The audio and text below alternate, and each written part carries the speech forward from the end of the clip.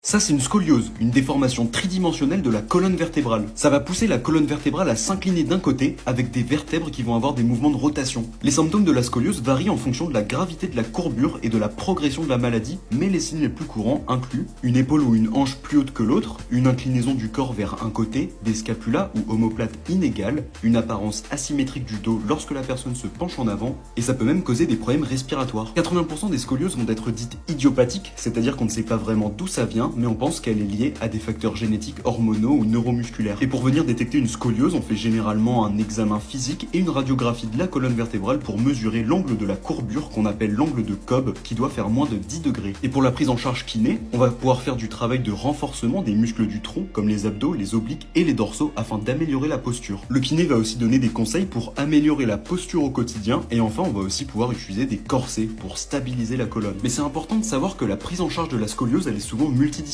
Ça implique des kinés, des médecins, des orthopédistes et des spécialistes de leur réadaptation.